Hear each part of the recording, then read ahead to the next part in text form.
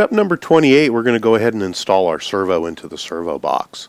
The first thing that we're going to do is lay out all of our parts like we always do. And on the servo brace, which is 85404-2, you're going to want to make sure that you trim off all the tree spars off of the inside. If there are tree spars on there, it can cause a misalignment of the servo.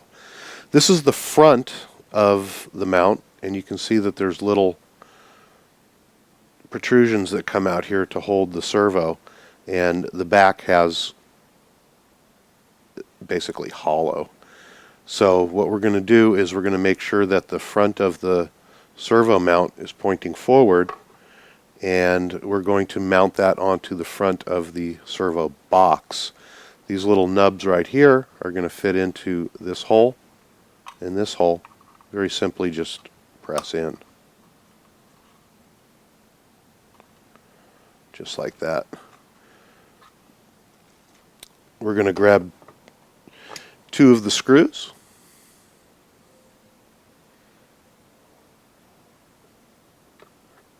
The first one's going to go in the corner of the radio box. My light just went out. I wonder what happened. Huh, no light. Oh well, so the first one's going to go into the corner here of the radio box. You don't want to over tighten these. They'll snug up real good, but you don't want to over tighten them because they are plastic into plastic. And then the second one is located inside the arm here. So we're going to go ahead and drop a screw down inside there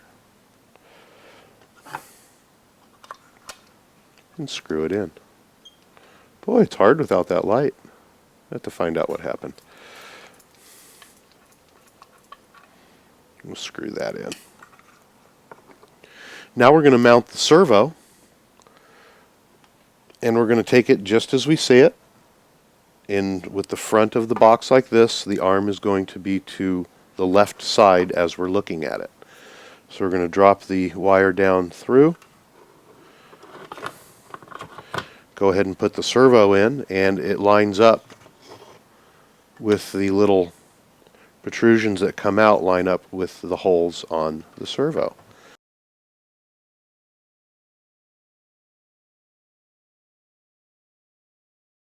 And we're going to use 4 screws and mount the servo in. The self-tapping plastic screws that we're using have a little flange around them, and it captures the servo real nice. You want to snug them up, but again, you're not going to want to over tighten them because they are plastic into plastic and they can strip out. If you're not using the HPI servo and you're going to use an aftermarket servo, some of them are a little bit shorter. So if you take a look in your manual in the back, and I forget the page number, there's a small adapter that you're going to use, and it is included in your kit. And you'll use that adapter to put on the Rhino servo or the shorter high-tech servo.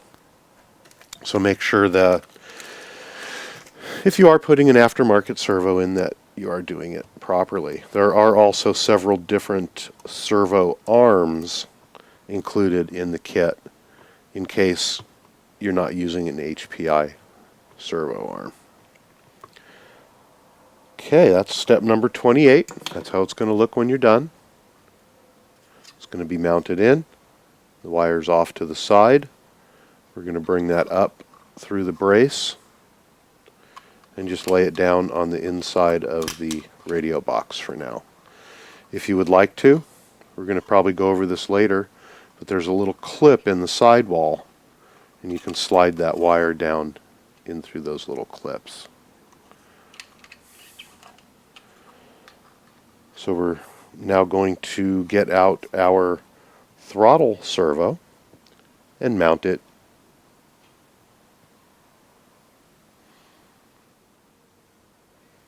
Step number 29 is fairly straightforward. We're going to go ahead and mount our throttle and brake servo.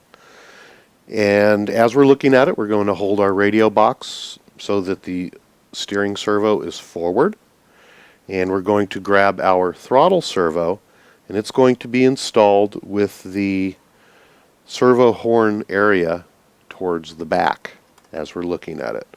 So we're going to go ahead and drop the wire through and set the servo down onto the little nubs. And just like we did before, go ahead and screw them down. Depending on what servo you have, sometimes there's a small misalignment in the little screw nubs, but for the most part you can just tighten them down and they'll align themselves up. If they don't, you may have to do some small modifications to the radio box by cutting those little nubs off, or at least a minimum of one of them, so that your aftermarket servo will drop down properly. But you do want to make sure that it is flat and secured in. We're just about done with this one. We'll show you what it looks like once we get it mounted up. And one more.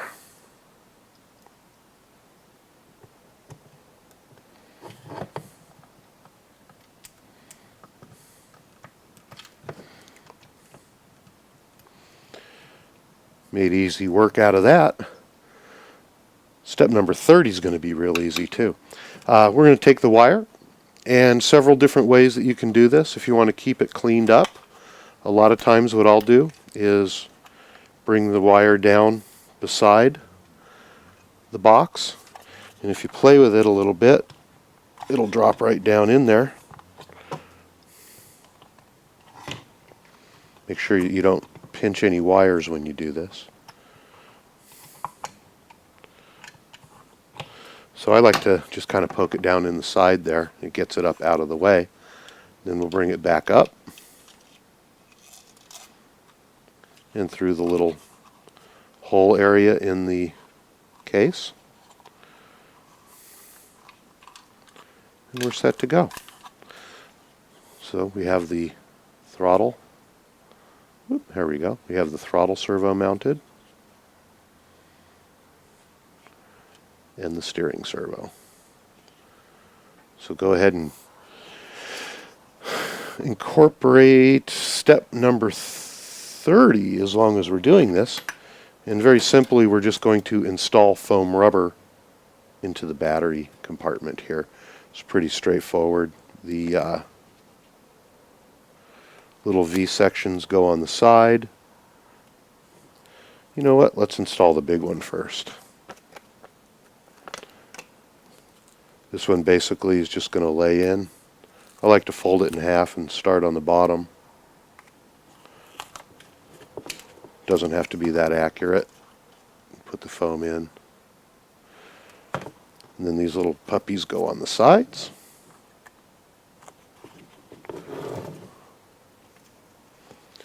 And now we have a protected, padded battery compartment.